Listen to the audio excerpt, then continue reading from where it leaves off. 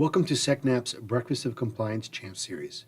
We've created a series of videos covering hot topics surrounding data compliance, including PCI, GDPR, SOC, and overall cybersecurity. This video highlights a presentation given by George Ray, CISO and Compliance Director at Kaufman Rawson. George will be demystifying SOC 123 and SSAE 18. George brings notable experience in security audits, HIPAA compliance, technology, and cloud computing. He is responsible for managing and performing a variety of cybersecurity and compliance assessments, including SOC reports for companies in the financial services, healthcare, and technology verticals. Let's listen in on George's presentation. How many of you guys here are obtaining a SOC report right now? I'm sorry for you guys. How many of you guys are getting the request from clients or customers asking for a SOC report?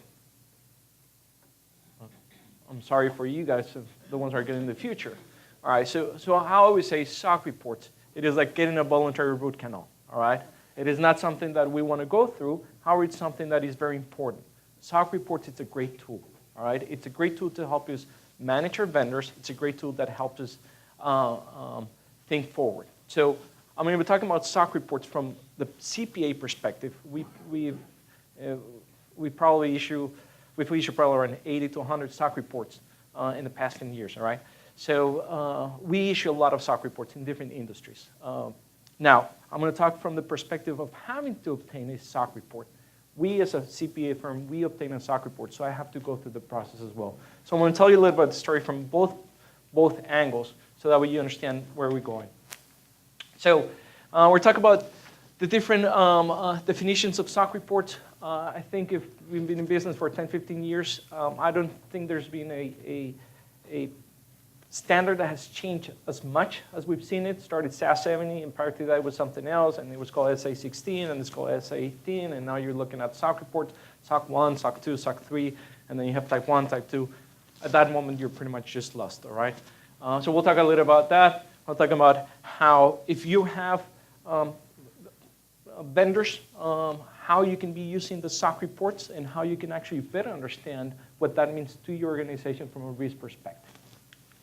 So, let's not worry about all the things we've seen in the past. Let's think about what's going to be in the future, right? And I think we have a couple of CPAs here. I think, Robin, you're a CPA, correct? So pretty much SOC reports. Think about going forward. The SOC report is a report that's issued by it's a standard issued by the AICPA, all right? So that means that SOC report can only be issued by a CPA firm, all right? It cannot be a consulting firm. It has to be a public accounting firm. Why? CPAs are excellent auditors, okay? CPAs understand risk. So when we're doing an audit, we're actually auditing your business. We're auditing your activities, and we understand risk, and we understand how it works, all right? So going forward, think about SOC as the standard that we use out there in the market. You're going to see that there's a SOC 1, a SOC 2, and a SOC 3, all right? So when we think about the SOC, and SOC stands Service Organization Controls, really we're looking at different risks. So when we're thinking about the SOC 1s, we're looking at controls over financial reporting, all right? This is primarily what used to be very relevant in the market. Now we're seeing a lot of companies getting what's called a SOC 2, which is controls that have nothing to do for controls over financial reporting, has to do with security, availability, process integrity, confidentiality, and privacy, all right? So SOC reports really, what they're trying to do is test that your company has the right controls to manage any of these areas, okay? And I'll give you an example from the difference between like compliance and security. So one of the trust requirements is security, all right? So that means that if I have a company who has hired us to do a SOC audit on security, that means that actually I'm going to that client and I'm going to verify that they have the different elements or the different controls in place for them to have a secure space, all right? A secure environment, a secure service. That doesn't mean that that is going to meet your security requirements. That is probably going to mean that it's going to meet your compliance requirements. So always remember that. Like when we do our own SOC report, we tell our auditors that we do quarterly external scans of our network, all right? Which is true, but we actually do it on a monthly basis, all right? I told my auditors we do it on a monthly basis, but for purpose of the audit, I just want it quarterly, just because it's less painful for me, all right? Security, we're doing monthly, reviewing everything monthly. From a compliance perspective, we're telling them it's quarterly, so that way we have less evidence that we need to provide, all right? So security and compliance is a little different in that sense. When we think about the SOC report, so we have a client, and let's use an example, a medical billing company, all right? So medical billing company needs to provide one of their customers assurance that they have the right security in place. So when they come, we're going to be looking at the typical things. Do they have policy and procedures? Are they providing training?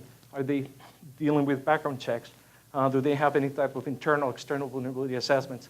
How are they managing change? At that time, we're testing what the client is telling us that they have in place. And we're agreeing to that. We're saying, yes, we independently reviewed it, and everything is fine.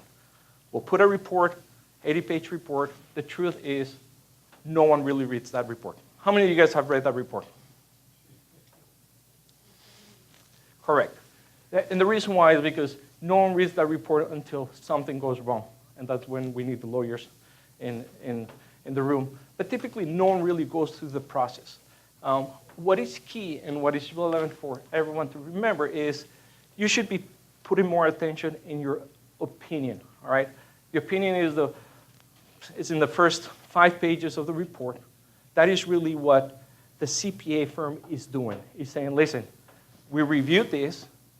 We did not look at these service providers, if that's the case, and this is our opinion. So if you're going to read something in the SOC report, spend time reading your opinion, all right? Typically, when you're looking in the opinion, you're going to be looking at what's called the auditor's report, all right?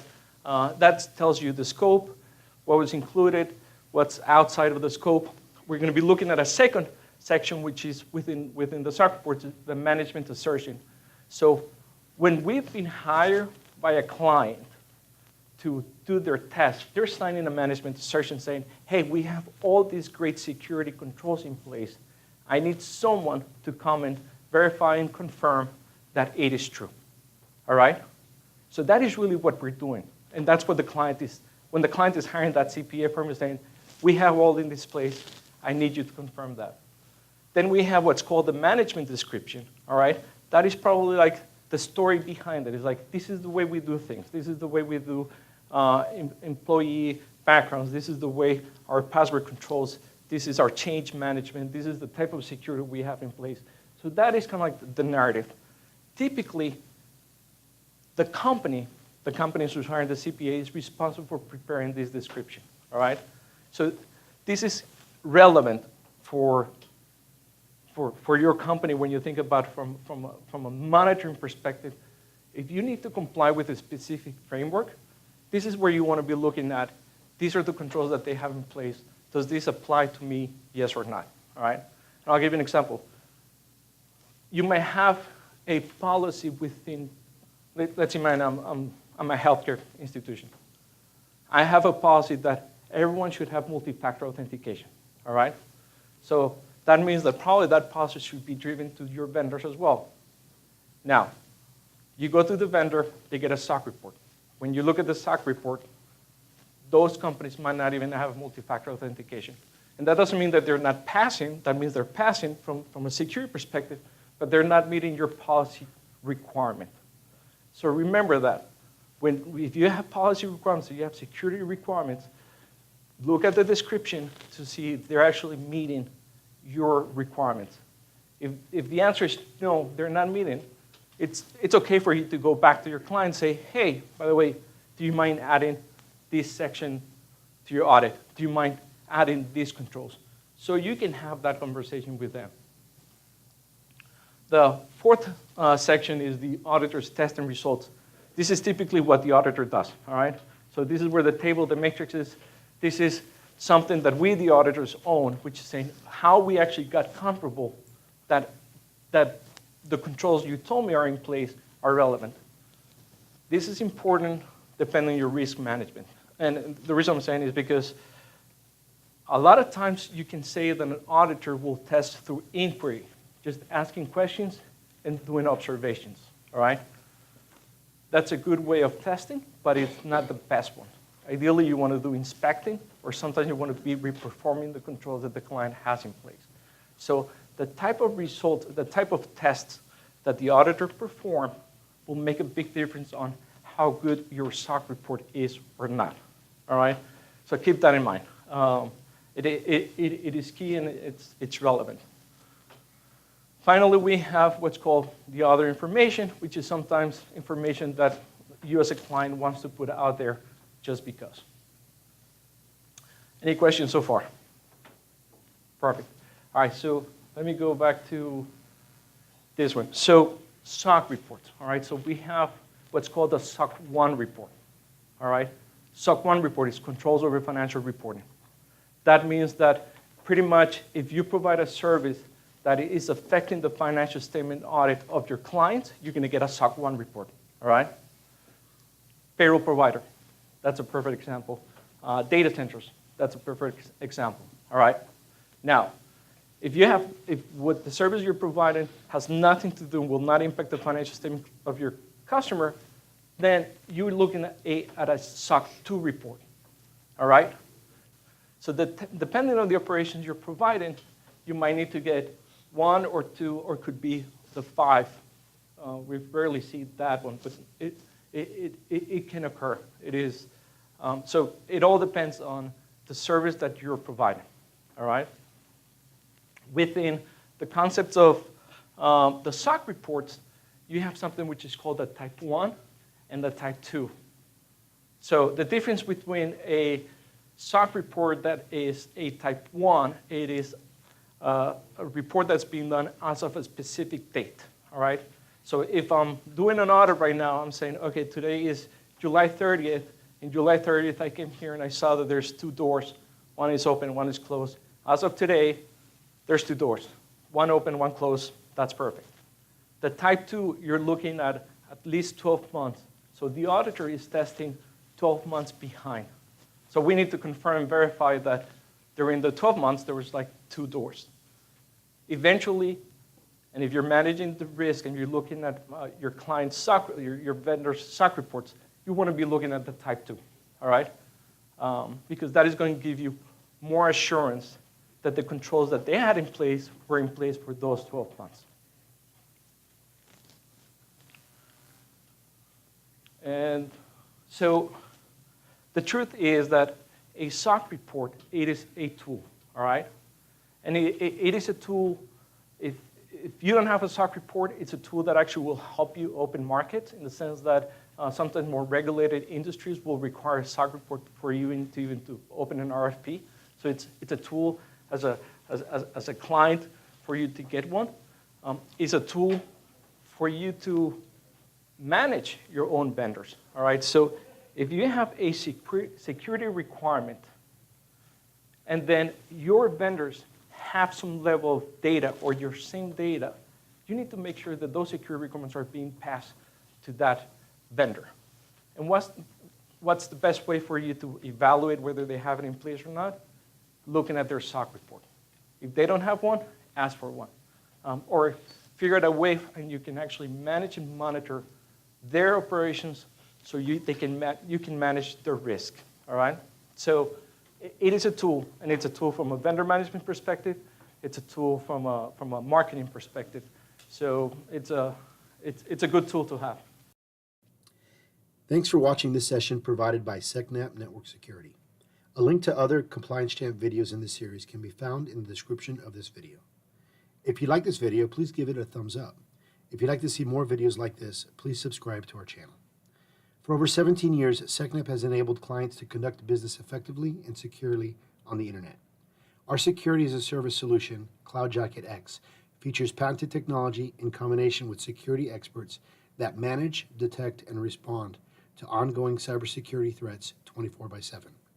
CloudJacket X eliminates labor-intensive log analysis and alert fatigue, allowing our clients to focus on their business. Secnap also provides regulatory compliance and information security assessments.